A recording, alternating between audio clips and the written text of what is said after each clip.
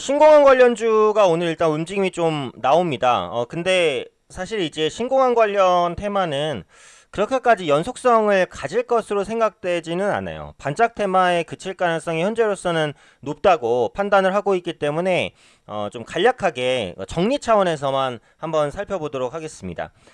우선 이제 동남권 신공항 관련된 이슈가 이전부터 있었어요.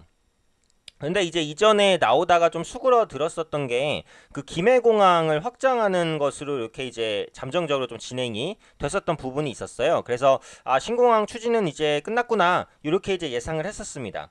그런데 이게 다시 한번 떠오르는 계기가 된 게 신공항 관련된 이 건 자체가 기존의 국토교통부에서 국무총리실로 옮겨갔다는 거예요. 이게 이제 핵심인 거거든요. 국토교통부에서 이제 국무총리실로 옮겨졌다. 이 말은 재검토를 한다는 거예요. 그러니까 담당하는 부서가 이제 바뀌게 되면은 새 부서에서 이걸 받아들여야 되니까 중간부터 이제 이걸 받는다라는 개념보다는 처음부터 다시 한번 점검하는 이제 그런 관점에서 보시는 게 현재로서는 이제 맞을 것 같거든요. 그래서 국토교통부에서 국무총리실로 이관되면서 이 신공항 관련된 사업이 재검토가 됩니다. 그래서 재검토가 된다는 얘기는 뭐예요? 신공항 산업 재개 가능성이 있어졌다는 거죠. 신공항 산업이 다시 시작될 수 있는 가능성이 열렸다라는 겁니다. 그런 관점에서 이제 그 관련주가 움직이는 거죠. 이렇게 되면은 김해공항의 확장안이 폐지가 될 수 있겠죠. 김해공항 확장안과 신공항 같이 추진되지는 않습니다.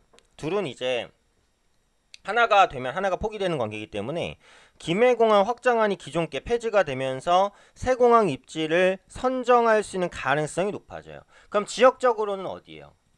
지역적으로는 가덕도가 항상 언급이 되니까 부산, 뭐 경남 이런 지역이 아무래도 이제 시장에서 좀 주목을 받겠죠. 네.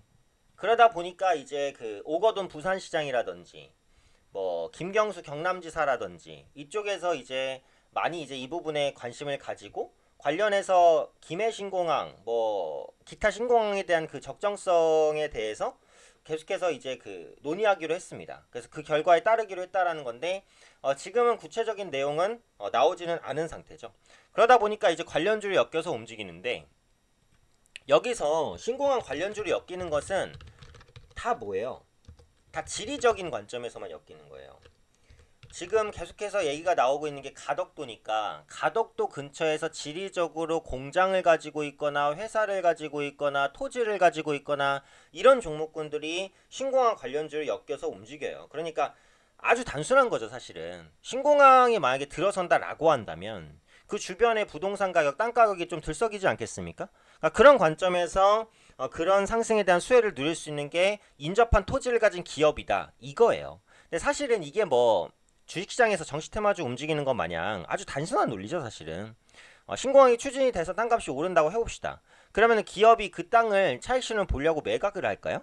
그럴 가능성은 거의 없어요. 어차피 기업에는 그게 공장 부지나 이런 건데 땅값 올랐다고 뭐 공장을 없애고 땅을 팔 수는 없잖아요. 그러니까 실제로 이제 기업이 바뀌는 것은 장부상 토지 가치 이런 건 뛸 수도 있어요. 근데 그게 직접적으로 이제 기업 가치를 크게 변화시키거나 이런 부분은 아니죠. 근데 이게 지금 테마주 장세다 보니까 어떤 식으로든 테마가 엮여서 움직이는 것이다. 이렇게 보시면 되겠죠.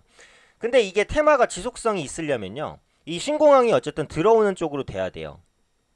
근데 현재로서는 이 신공항 사업이 아마 진행이 안 될 가능성이 어쨌든 높습니다. 왜냐면 이게 공항 사업이라는 게 돈이 너무 많이 들기 때문에 구성을 했을 때 흑자를 보기가 정말 어려워요. 물론 이제 고용 창출 차원이나 이런 측면에서 진행될 수도 있지만 어, 공항 산업을 진행하는 데 따른 이해관계인도 너무 많고 말씀드린 이제 비용 문제가 정말 장난 아니고 이렇기 때문에 실제로 이제 가덕도의 신공항 재개에 관련된 이슈는 시행되지 않지 않을까 싶어요. 이게 이제 사업성이 있고 시행될 거였다라고 했으면 국토교통부에 있을 때부터 그 결정이 났었어야 되는데 국토교통부에서 이미 신공항 사업은 좀 어렵다라고 결론이 내진 상태였어요. 국무총리실에서 재검토를 한다고 갑자기 조사했던 자료가 뭐 크게 바뀌는 건 아니니까요. 그래서 극적인 변화는 없을 것으로 생각된다라고 한다면 신공항은 추진되지 않을 가능성이 현재로서는 높습니다. 물론 모르는 거죠. 모르는 거지만 그런 관점에서 봤을 때는 종목군들의 움직임도 어때요? 단기에 그칠 수 있다는 거죠.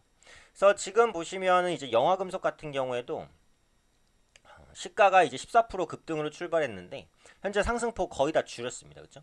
거의 다. 영화금속은 산업기계 부품주인데요. 엮인 이유는 그 회사 위치가 가덕도에 근접해 있다라는 거예요. 아까도 말씀드렸듯이 신공항 관련주는 거의 다 지리적인 이슈로 엮여서 모멘텀을 받았습니까?